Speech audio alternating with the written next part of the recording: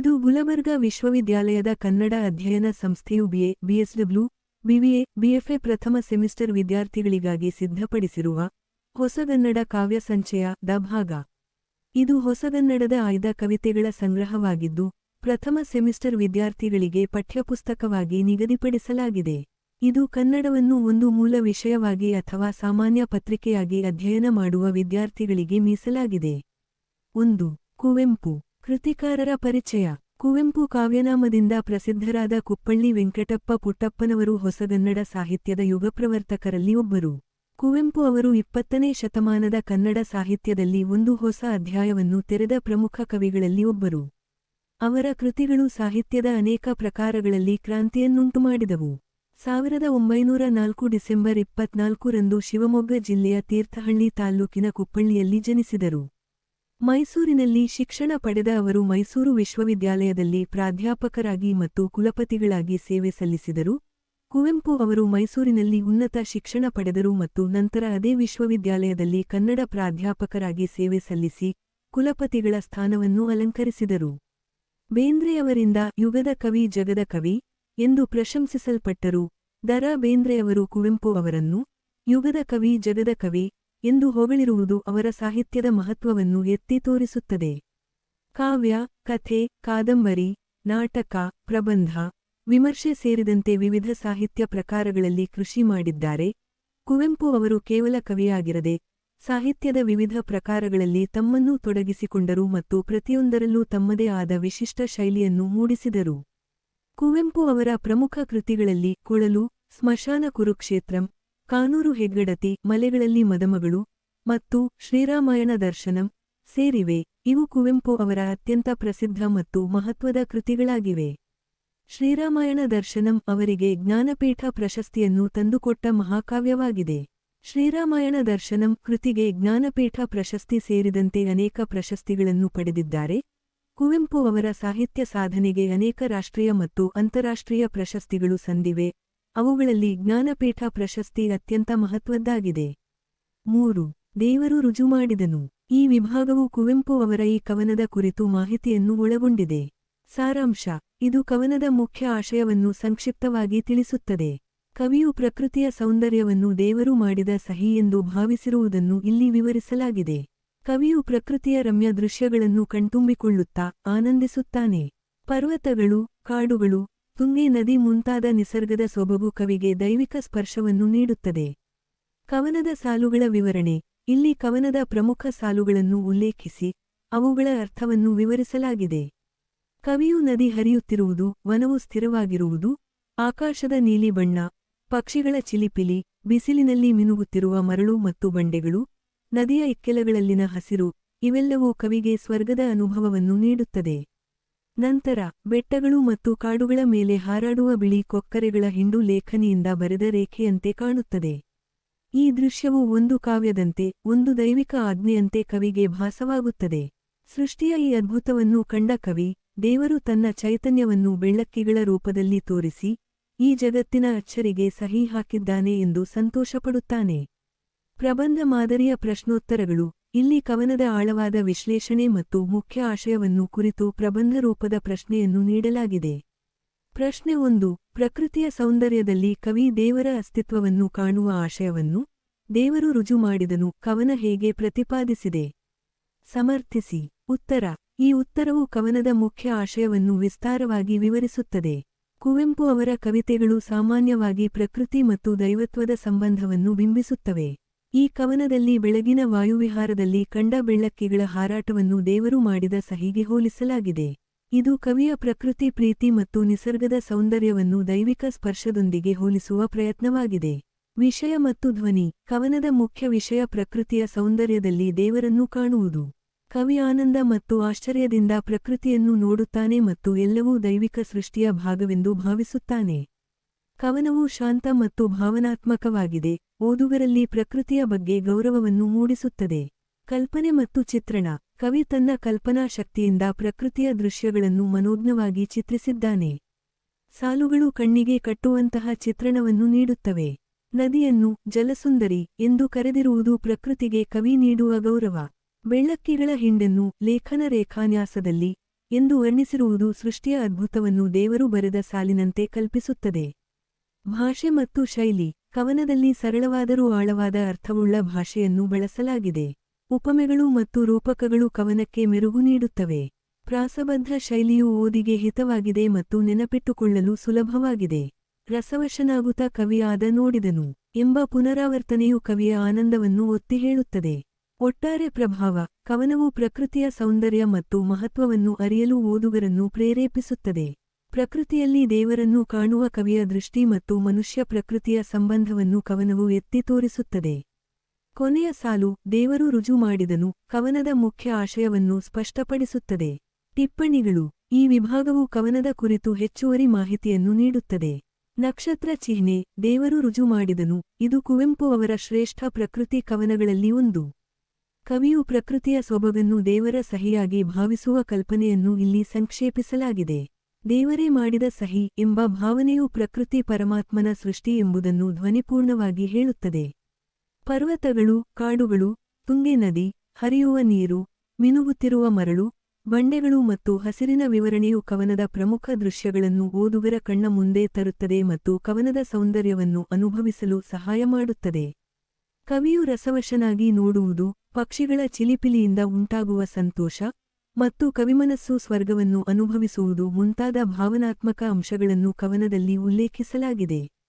ಕೊಕ್ಕರೆಗಳ ಹಿಂಡನ್ನು ಲೇಖನಿಯಿಂದ ಬರೆದ ರೇಖೆಗೆ ಹೋಲಿಸಿರುವುದು ಮತ್ತು ಅದು ದೇವರ ಸಹಿಯಂತೆ ಭಾಸವಾಗುವುದು ಎಂಬ ಕಲ್ಪನೆಯನ್ನು ಕವನವು ಸೊಗಸಾಗಿ ವಿವರಿಸುತ್ತದೆ. ಕವನವು ಸರಳವಾದರೂ ಆಕರ್ಷಕವಾದ ಭಾಷೆಯನ್ನು ಬಳಸುತ್ತದೆ. ಇದು ಕವನದ ಭಾವನೆಯನ್ನು ಓದುಗರಿಗೆ ತಲುಪಿಸಲು ಸಹಾಯ ಮಾಡುತ್ತದೆ.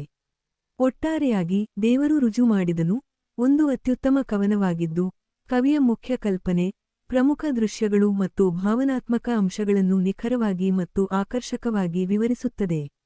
ಇದು ಪ್ರಕೃತಿಯ ಸೌಂದರ್ಯ ಮತ್ತು ಅದರ ಆಳವಾದ ಅರ್ಥವನ್ನು ಓದುಗರಿಗೆ ಪರಿಚಯಿಸುತ್ತದೆ. 4. ರೈತನ ದೃಷ್ಟಿ.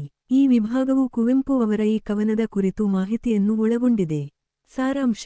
ಈ ಕವನವು ಸಾಮ್ರಾಜ್ಯಶಾಹಿ ಆಳ್ವಿಕೆಯಡಿಯಲ್ಲಿ ರೈತರು ಅನುಭವಿಸುವ ನಿರಂತರ ಶೋಷಣೆಯ ಕುರಿತು ರೈತನೊಬ್ಬನ ದೃಷ್ಟಿಕೋನವನ್ನು ವ್ಯಕ್ತಪಡಿಸುತ್ತದೆ. ಯಾವುದೇ ಆಳ್ವಿಕೆ ಇರಲಿ, ರೈತರು ಮಾತ್ರ ಸದಾ ಸುಲಿಗೆಗೆ ಒಳಗಾಗುತ್ತಾರೆ. ವಿದೇಶಿಯರ ಕತ್ತಿಯಿಂದ ಮಾತ್ರವಲ್ಲ, ನಮ್ಮವರೇ ಮೋಸದಿಂದ ನೋವುಂಟು ಮಾಡಿದರೂ ಅದು ನೋವಿನಿಂದ ಕೂಡಿದೆ. ಸೋಮಾರಿಗಳು ಮತ್ತು ಸುಖಿಗಳಿಗಾಗಿ ಸಾಮ್ರಾಜ್ಯವು ಕಾಮಧೇನುವಿನಂತೆ ಇರಬಹುದು, ಆದರೆ ರೈತನಿಗೆ ಅದು ಕಷ್ಟವನ್ನೇ ನೀಡುತ್ತದೆ. ಯಾವುದೇ ಹಬ್ಬ ಅಥವಾ ಆಚರಣೆ ಇರಲಿ, ರೈತನು ಮಾತ್ರ ಬಲಿಯಾಗುತ್ತಾನೆ. ರೈತನಿಗೆ ಸಾಮ್ರಾಜ್ಯದ ಪೂಜೆ ಬೇಡ, ಅವನಿಗೆ ನೇಗಿಲು ಮತ್ತು ಬಸವಗಳ ಮೇಲಾಣೆಯೇ ಮುಖ್ಯ. ಬಡತನದಿಂದ ಬಳಲುತ್ತಿರುವ ರೈತನು ಎಂದಿಗೂ ಸಾಮ್ರಾಜ್ಯದ ಮೋಹಕ್ಕೆ ಒಳಗಾಗುವುದಿಲ್ಲ ಎಂದು ಕವಿ ಸೀತೆಯ ಮೇಲಾಣೆಯಿಟ್ಟು ಹೇಳುತ್ತಾನೆ. ಪ್ರಬಂಧ ರೂಪದ ಪ್ರಶ್ನೋತ್ತರಗಳು. ಇಲ್ಲಿ ಕವನದ ಮುಖ್ಯ ಆಶಯ ಮತ್ತು ಅದರ ಪ್ರಸ್ತುತತೆಯನ್ನು ಕುರಿತು ಪ್ರಬಂಧ ರೂಪದ ಪ್ರಶ್ನೆಯನ್ನು ನೀಡಲಾಗಿದೆ. ಪ್ರಶ್ನೆ 1. ಕುವೆಂಪು ಅವರ ರೈತನ ದೃಷ್ಟಿ. ಕವನವು ಕೇವಲ ಅಂದಿನ ಕಾಲದ ರೈತರ ಸಂಕಟವನ್ನು ಮಾತ್ರ ಚಿತ್ರಿಸುತ್ತದೆಯೇ ಅಥವಾ ಈ ಕವನದ ಸಾಮಾಜಿಕ ಮತ್ತು ರಾಜಕೀಯ ಸಂದೇಶವು ಇಂದಿನ ಸಾಮಾಜಿಕ ವ್ಯವಸ್ಥೆಗೂ ಅನ್ವಯವಾಗುತ್ತದೆಯೇ? ಸ್ಪಷ್ಟಪಡಿಸಿ. ಉತ್ತರ. ಈ ಉತ್ತರವು ಕವನದ ಆಳವಾದ ವಿಶ್ಲೇಷಣೆ ಮತ್ತು ಅದರ ಸಾರ್ವಕಾಲಿಕ ಮಹತ್ವವನ್ನು ವಿವರಿಸುತ್ತದೆ. ಕುವೆಂಪು ಅವರ ಈ ಕವನವು ಸಾಮ್ರಾಜ್ಯಶಾಹಿ ಆಳ್ವಿಕೆಯಲ್ಲಿ ರೈತರು ಅನುಭವಿಸುವ ನಿರಂತರ ಶೋಷಣೆಯನ್ನು ತೀವ್ರವಾಗಿ ಕಟ್ಟಿಕೊಡುತ್ತದೆ. ಕವನದ ಮುಖ್ಯ ಥೀಮ್: ಸಾಮ್ರಾಜ್ಯಶಾಹಿ ಆಳ್ವಿಕೆಯಲ್ಲಿ ರೈತರು ಅನುಭವಿಸುವ ಶೋಷಣೆ. ಯಾವುದೇ ಆಳ್ವಿಕೆ ಇರಲಿ, ರೈತರು ಸುಲಿಗೆಗೆ ಒಳಗಾಗುತ್ತಾರೆ. ವಿದೇಶಿಯರು ಮಾತ್ರವಲ್ಲ, ದೇಶೀಯ ಆಡಳಿತಗಾರರು ರೈತರನ್ನು ಶೋಷಿಸುತ್ತಾರೆ. ಅಧಿಕಾರದಲ್ಲಿರುವವರು ತಮ್ಮ ಸುಖಕ್ಕೆ ಪ್ರಾಮುಖ್ಯತೆ ನೀಡುತ್ತಾರೆ, ರೈತರ ಕಷ್ಟಗಳಿಗೆ ಸ್ಪಂದಿಸುವುದಿಲ್ಲ. ಕಾವ್ಯ ಶೈಲಿ. ಕುವೆಂಪು ಅವರ ಶೈಲಿ ನೇರ ಮತ್ತು ಪ್ರಭಾವಶಾಲಿಯಾಗಿದೆ. ಉಪಮೆಗಳು ಮತ್ತು ರೂಪಕಗಳು ರೈತರ ಸಂಕಟವನ್ನು ಮನಮುಟ್ಟುವಂತೆ ಚಿತ್ರಿಸುತ್ತವೆ. ಜಿಗಣೆಗಳು, ಕಾಮಧೇನು, ಗರಗಸ, ಶೂರ್ಪನಖಿ, ಕಸ್ತೂರಿ. ಪ್ರಶ್ನೆಗಳನ್ನು ಕೇಳುವ ಮತ್ತು ಆಣೆಗಳನ್ನು ಇಡುವ ಶೈಲಿಯು ರೈತನ ದೃಢವಾದ ನಿಲುವನ್ನು ವ್ಯಕ್ತಪಡಿಸುತ್ತದೆ. ಪ್ರಬಲ ಚಿತ್ರಣಗಳು. ರೈತರನ್ನು ರಕ್ತ ಹೀರುವ ಜಿಗಣೆಗಳಿಗೆ ಹೋಲಿಸುವುದು ಶೋಷಣೆಯ ತೀವ್ರತೆಯನ್ನು ತೋರಿಸುತ್ತದೆ. ಸಾಮ್ರಾಜ್ಯವನ್ನು ಕಾಮಧೇನುವಿಗೆ ಹೋಲಿಸುವುದು ಆಡಳಿತಗಾರರಿಗೆ ಅದು ಕೇವಲ ಭೋಗದ ವಸ್ತು. ಬೆಲೆ ಎಂಬ ಗರಗಸದಿಂದ ರೈತರನ್ನು ಸೀಳುವ ಚಿತ್ರಣವು ಅವರ ದುಸ್ಥಿತಿಯನ್ನು ತೋರಿಸುತ್ತದೆ. ಬಡತನದ ಗೊಬ್ಬರ ಮತ್ತು ಸಾಮ್ರಾಜ್ಯದ ಕಸ್ತೂರಿಯ ಹೋಲಿಕೆಯು ರೈತನಿಗೆ ಆಡಳಿತದ ಸಿರಿತನವು ಯಾವುದೇ ಪ್ರಯೋಜನ ನೀಡುವುದಿಲ್ಲ ಎಂಬುದನ್ನು ಸ್ಪಷ್ಟಪಡಿಸುತ್ತದೆ. ಸಾಮಾಜಿಕ ಮತ್ತು ರಾಜಕೀಯ ಸಂದೇಶ. ಕವನವು ಯಾವುದೇ ರೀತಿಯ ಸಾಮ್ರಾಜ್ಯಶಾಹಿ ಆಳ್ವಿಕೆಯಲ್ಲಿಯೂ ರೈತರು ಅನುಭವಿಸುವ ಅನ್ಯಾಯವನ್ನು ಖಂಡಿಸುತ್ತದೆ. ರೈತನ ಮೂಲಕ ಕವಿ ಶೋಷಣೆ ಮತ್ತು ಅಸಮಾನತೆಗಳ ವಿರುದ್ಧ ಧ್ವನಿ ಎತ್ತುತ್ತಾರೆ. ಕೊನೆಯಲ್ಲಿ ರೈತನು ಸಾಮ್ರಾಜ್ಯದ ಮೋಹಕ್ಕೆ ಒಳಗಾಗುವುದಿಲ್ಲ ಎಂದು ಪ್ರತಿಜ್ಞೆ ಮಾಡುವುದು ಅವನ ಜಾಗರೂಕತೆ ಮತ್ತು ಸ್ವಾಭಿಮಾನವನ್ನು ತೋರಿಸುತ್ತದೆ. ಒಟ್ಟಾರೆ ಪ್ರಭಾವ: ಕವನವು ಓದುಗರ ಮೇಲೆ ಆಳವಾದ ಪ್ರಭಾವ ಬೀರುತ್ತದೆ. ರೈತನ ಪ್ರಾಮಾಣಿಕ ಮಾತುಗಳು ಅವನ ಸಂಕಟವನ್ನು ಅರ್ಥಮಾಡಿಕೊಳ್ಳಲು ಸಹಾಯ ಮಾಡುತ್ತವೆ. ಭಾಷೆ, ಶೈಲಿ ಮತ್ತು ಚಿತ್ರಣಗಳು ರೈತರ ನೋವನ್ನು ತೀವ್ರವಾಗಿ ಅನುಭವಿಸುವಂತೆ ಮಾಡುತ್ತವೆ. ಇದು ಕುವೆಂಪು ಅವರ ಸಾಮಾಜಿಕ ಕಳಕಳಿ ಮತ್ತು ರೈತರ ಪರವಾದ ನಿಲುವನ್ನು ಎತ್ತಿ ತೋರಿಸುತ್ತದೆ. ಕವನವು ಅಂದಿನ ಮತ್ತು ಇಂದಿನ ಸಾಮಾಜಿಕ ವ್ಯವಸ್ಥೆಯ ಬಗ್ಗೆ ಚಿಂತಿಸುವಂತೆ ಮಾಡುತ್ತದೆ. ಟಿಪ್ಪಣಿಗಳು: ಈ ವಿಭಾಗವು ಕವನದ ಕುರಿತು ಹೆಚ್ಚುವರಿ ಮಾಹಿತಿಯನ್ನು ನೀಡುತ್ತದೆ. ರೈತನ ದೃಷ್ಟಿ: ಇದು ಕುವೆಂಪು ಅವರ ರೈತ ಪರ ಚಿಂತನೆಯ ಶ್ರೇಷ್ಠ ಕವನಗಳಲ್ಲಿ ಒಂದು. ತಲೆತಲಾಂತರಗಳಿಂದ ರೈತರು ಅನುಭವಿಸುತ್ತಿರುವ ಅನ್ಯಾಯ ಮತ್ತು ಶೋಷಣೆಯ ಬಗ್ಗೆ ಇದು ಬೆಳಕು ಚೆಲ್ಲುತ್ತದೆ. ಅನೇಕ ರಾಜ ಮನೆತನಗಳು ಆಳಿದರೂ ರೈತನನ್ನು ಸುಲಿಯುವ ಪ್ರಕ್ರಿಯೆ ನಿಂತಿಲ್ಲ. ಕರುಣೆಯಿಲ್ಲದೆ ರೈತನನ್ನು ಸೀಳಲಾಗುತ್ತಿದೆ. ರೈತನ ರಕ್ತ ಹೀರುವ ಜಿಗಣೆಗಳಂತೆ ಜನರು ವರ್ತಿಸುತ್ತಿದ್ದಾರೆ. ಬೇರೆಯವರ ಹರಕೆಗೆ ರೈತನು ಬಲಿಯಾಗುತ್ತಿದ್ದಾನೆ. ಸುಲಿಗೆ ಎಂಬ ಶೂಲಕ್ಕೆ ಅವನು ತನ್ನ ಕುತ್ತಿಗೆಯನ್ನು ಒಡ್ಡುತ್ತಿದ್ದಾನೆ. ಈ ಶೋಷಣೆ ಯಾವಾಗ ನಿಲ್ಲುತ್ತದೆ ಎಂದು ರೈತ ದಿಟ್ಟಿಸಿ ನೋಡುತ್ತಿರುವುದು ಮನಸ್ಸನ್ನು ಕಲಕುವಂತಿದೆ. 5. ಇಂದಿನ ದೇವರು. ಈ ವಿಭಾಗವು ಕುವೆಂಪು ಅವರ ಈ ಕವನದ ಕುರಿತು ಮಾಹಿತಿಯನ್ನು ಒಳಗೊಂಡಿದೆ. ಸಾರಾಂಶ: ಈ ಕವನವು ಭಾರತ ಮಾತೆಯನ್ನು ಇಂದಿನ ದೇವರು ಎಂದು ವರ್ಣಿಸುತ್ತದೆ. ಕವಿ ಹಳೆಯ ಮೂಢನಂಬಿಕೆಗಳನ್ನು ತೊರೆದು ಭಾರತ ಮಾತೆಯನ್ನು ಪೂಜಿಸುವಂತೆ ಕರೆ ನೀಡುತ್ತಾರೆ. ಕಳೆದ ಶತಮಾನಗಳಲ್ಲಿ ಜಡ ಶಿಲೆಗಳನ್ನು ಪೂಜಿಸಿರುವುದು ವ್ಯರ್ಥ. ಬಿಸಿಲು, ಮಳೆ, ಗಾಳಿಗಳೇ ಬಂಧನಗಳಾಗಿವೆ. ದಾಸರನ್ನು ಪೂಜಿಸಿದರೆ ದಾಸ್ಯವೇ ಲಭಿಸುತ್ತದೆ. ಗುಡಿಗಳಲ್ಲಿ ಕಣ್ಮುಚ್ಚಿ ಕುಳಿತಿರುವ ದೇವರುಗಳನ್ನು ತೊರೆದು ಭಾರತಾಂಬೆಯನ್ನು ಆರಾಧಿಸಿ ಶಕ್ತಿ ಪಡೆಯಬೇಕು. ಕಲ್ಲಿನ ಮೂರ್ತಿಗೆ ರೇಷ್ಮೆ ಬಟ್ಟೆ ಹೊದಿಸುವ ಬದಲು ಚಳಿಯಲ್ಲಿ ನಡುಗುತ್ತಿರುವ ತಾಯಿಗೆ ಆ ಹೊದಿಕೆ ಹಾಕಬೇಕು. ಭಾರತವೇ ನಮಗೆ ಇಂದಿನ ದೇವರು. ನಮ್ಮ ಸ್ವಾತಂತ್ರ್ಯದಲ್ಲೇ ನಮ್ಮ ತಾಯಿಗೆ ಸುಖವಿದೆ. ನಾವೇ ದೇವರುಗಳು. ಭಾರತವೇ ಸ್ವರ್ಗ. ಭಾರತಾಂಬೆಯೇ ನಮಗೆ ದೇವಿ ಮತ್ತು ಜನನಿ ಎಂದು ಕವಿ ಸಾರುತ್ತಾರೆ. ಕವಿತೆಯು ಹಳೆಯ ಮೂಢನಂಬಿಕೆಗಳನ್ನು ತೊರೆದು ದೇಶ ಮತ್ತು ಜನರನ್ನು ಆರಾಧಿಸುವ ಮಹತ್ವವನ್ನು ಒತ್ತಿ ಹೇಳುತ್ತದೆ. 10 ಅಂಕದ ಪ್ರಶ್ನೋತ್ತರಗಳು. ಇಲ್ಲಿ ಕವನದ ಆಳವಾದ ವಿಶ್ಲೇಷಣೆ ಮತ್ತು ಮುಖ್ಯ ಆಶಯವನ್ನು ಕುರಿತು ದೀರ್ಘ ಉತ್ತರದ ಪ್ರಶ್ನೆಯನ್ನು ನೀಡಲಾಗಿದೆ. ಪ್ರಶ್ನೆ 1. ಕುವೆಂಪು ಅವರ ಇಂದಿನ ದೇವರು ಕವಿತೆಯ ಆಧಾರದ ಮೇಲೆ ಕವಿ ಸಾಂಪ್ರದಾಯಿಕ ದೇವರುಗಳನ್ನು ತಿರಸ್ಕರಿಸಿ ಭಾರತ ಮಾತೆಯನ್ನು ಇಂದಿನ ದೇವರು ಎಂದು ಪ್ರತಿಪಾದಿಸಲು ನೀಡುವ ಕಾರಣಗಳನ್ನು ವಿಮರ್ಶಾತ್ಮಕವಾಗಿ ವಿವರಿಸಿ. ಉತ್ತರ: ಈ ಉತ್ತರವು ಕವನದ ಪ್ರಮುಖ ಆಶಯಗಳನ್ನು ವಿಮರ್ಶಾತ್ಮಕವಾಗಿ ವಿವರಿಸುತ್ತದೆ. ಕುವೆಂಪು ಅವರ ಈ ಕವನವು ಪ್ರಗತಿಪರ ಮತ್ತು ಕ್ರಾಂತಿಕಾರಿ ಚಿಂತನೆಗಳನ್ನು ಒಳಗೊಂಡಿದೆ. ಇದು ಅಂದಿನ ಸಮಾಜದಲ್ಲಿದ್ದ ಮೂಢನಂಬಿಕೆ ಮತ್ತು ಕಂದಾಚಾರಗಳನ್ನು ಪ್ರಶ್ನಿಸುತ್ತದೆ. ಭಾರತ ಮಾತೆಯ ಮಹತ್ವವನ್ನು ಎತ್ತಿ ಹಿಡಿಯುತ್ತಾ ಅವಳೇ ನಿಜವಾದ ದೇವರು ಎಂದು ಸಾರುತ್ತದೆ. ಸಾಂಪ್ರದಾಯಿಕ ದೇವರುಗಳ ನಿರಾಕರಣೆ: ಕವಿ ಹಿಂದಿನಿಂದಲೂ ಪೂಜಿಸಿಕೊಂಡು ಬಂದ ಜಡ ಕಲ್ಲಿನ ಮೂರ್ತಿಗಳನ್ನು ಮತ್ತು ಅವುಗಳ ಆಚರಣೆಗಳನ್ನು ನಿರಾಕರಿಸುತ್ತಾರೆ. ಅವು ಕೇವಲ ಜಡ ವಸ್ತುಗಳು, ಜೀವವಿಲ್ಲ ಮತ್ತು ಭಕ್ತರ ದುಃಖವನ್ನು ನಿವಾರಿಸಲಾರವು. ಶತಮಾನಗಳಿಂದ ಅವುಗಳನ್ನು ಪೂಜಿಸಿದ್ದು ವ್ಯರ್ಥ. ನೈಸರ್ಗಿಕ ಶಕ್ತಿಗಳೇ ಬಂಧನ. ಬಿಸಿಲು, ಮಳೆ, ಗಾಳಿ, ಬೆಂಕಿಯಂತಹ ನೈಸರ್ಗಿಕ ಶಕ್ತಿಗಳೇ ನಿಜವಾದ ಬಂಧನಗಳು ಎಂದು ಹೇಳುವ ಮೂಲಕ ಕವಿ ಮನುಷ್ಯನ ಜೀವನದ ಮೇಲೆ ಪ್ರಭಾವ ಬೀರುವ ನೈಜ ಶಕ್ತಿಗಳ ಕಡೆಗೆ ಗಮನ ಸೆಳೆಯುತ್ತಾರೆ. ದಾಸ್ಯ ಮನೋಭಾವದ ಟೀಕೆ: ದಾಸರನ್ನು ಪೂಜಿಸಿದರೆ ದಾಸ್ಯವೇ ಲಭಿಸುತ್ತದೆ ಎಂಬ ಮಾತು ಅಂದಿನ ಸಾಮಾಜಿಕ ವ್ಯವಸ್ಥೆಯ ದಾಸ್ಯ ಮನೋಭಾವವನ್ನು ಟೀಕಿಸುತ್ತದೆ. ಜನರು ಸ್ವತಂತ್ರರಾಗಿ ಚಿಂತಿಸಬೇಕು ಎಂಬುದು ಕವಿಯ ಆಶಯ. ಧರ್ಮದ ಹೆಸರಿನಲ್ಲಿ ಶೋಷಣೆ ಖಂಡನೆ: ಗುಡಿಗಳಲ್ಲಿ ಕಣ್ಮುಚ್ಚಿ ಕುಳಿತಿರುವ ಭಕ್ತರ ಶ್ರಮವನ್ನು ಹೀರಿ ಕೊಬ್ಬಿರುವ ದೇವರುಗಳನ್ನು ಸಮುದ್ರಕ್ಕೆ ತಳ್ಳುವಂತೆ ಕವಿ ಆಕ್ರೋಶದಿಂದ ಹೇಳುತ್ತಾರೆ. ಇದು ಧರ್ಮದ ಹೆಸರಿನಲ್ಲಿ ನಡೆಯುತ್ತಿದ್ದ ಶೋಷಣೆಯನ್ನು ಖಂಡಿಸುತ್ತದೆ. ನಿಷ್ಪ್ರಯೋಜಕ ದೇವರುಗಳು: ಹಲವು ದೇವತೆಗಳು ನಿದ್ರಿಸುತ್ತಿದ್ದಾರೆ ಅಥವಾ ಕಲ್ಲಾಗಿ ಬಿದ್ದಿದ್ದಾರೆ, ತಮ್ಮ ಶಕ್ತಿಯನ್ನು ಮರೆತು ಸತ್ತವರಂತೆ ಆಗಿದ್ದಾರೆ. ಇವರನ್ನು ಪೂಜಿಸುವುದರಿಂದ ಅವನತಿಯೇ ಗತಿ ಎಂದು ಕವಿ ಎಚ್ಚರಿಸುತ್ತಾರೆ. ಭಾರತ ಮಾತೆಯ ಆರಾಧನೆಗೆ ಕರೆ: ಎಲ್ಲಾ ನಿಷ್ಪ್ರಯೋಜಕ ದೇವರುಗಳನ್ನು ತೊರೆದು ಜೀವದಾತೆಯಾದ ಭಾರತ ಮಾತೆಯನ್ನು ಆರಾಧಿಸುವಂತೆ ಕವಿ ಕರೆ ನೀಡುತ್ತಾರೆ. ಅವಳಲ್ಲಿ ಶಕ್ತಿಯಿದೆ, ಅವಳು ನಮ್ಮನ್ನು ಉದ್ಧರಿಸಬಲ್ಲಳು. ಮಾನವೀಯ ಮೌಲ್ಯಗಳಿಗೆ ಒತ್ತು: ಕಲ್ಲಿನ ಮೂರ್ತಿಗೆ ರೇಷ್ಮೆ ಬಟ್ಟೆ ಹೊದಿಸುವ ಬದಲು ಚಳಿಯಲ್ಲಿ ನಡುಗುತ್ತಿರುವ ತಾಯಿಗೆ ಆ ಬಟ್ಟೆಯನ್ನು ಹೊದಿಸಬೇಕು ಎಂದು ಹೇಳುವ ಮೂಲಕ ಕವಿ ಬಾಹ್ಯ ಆಡಂಬರಗಳಿಗಿಂತ ಮಾನವೀಯ ಮೌಲ್ಯಗಳಿಗೆ ಮತ್ತು ಸಂಕಷ್ಟದಲ್ಲಿರುವವರಿಗೆ ಸಹಾಯ ಮಾಡುವ ಮಹತ್ವವನ್ನು ತಿಳಿಸುತ್ತಾರೆ. ಭಾರತವೇ ದೇವರು. ಭಾರತ ಮಾತೆಯೇ ಇಂದಿನ ದೇವರು. ಅವಳು ವಿಶ್ವರೂಪಿಣಿ ಮತ್ತು ವಿಶ್ವಮುಖಿ.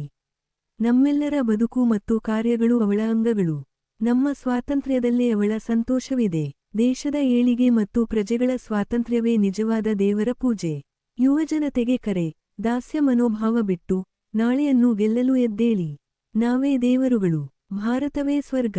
ಭಾರತಾಂಬೆಯೇ ನಮಗೆ ದೇವಿ ಮತ್ತು ಜನನಿ ಎಂಬ ಘೋಷಣೆಯ ಮೂಲಕ ಕವಿ ಪ್ರತಿಯೊಬ್ಬ ಭಾರತೀಯನಲ್ಲೂ ದೈವತ್ವವನ್ನು ಕಾಣುತ್ತಾರೆ ಮತ್ತು ದೇಶವೇ ಸ್ವರ್ಗ ಎಂದು ಭಾವಿಸುತ್ತಾರೆ. ಕವಿತೆಯ ಶೈಲಿ. ಕುವೆಂಪು ಅವರ ಶೈಲಿ ಸರಳ ಮತ್ತು ನೇರವಾಗಿದೆ. ಅವರ ಆಕ್ರೋಶ ಮತ್ತು ದೇಶಪ್ರೇಮ ಎದ್ದು ಕಾಣುತ್ತದೆ.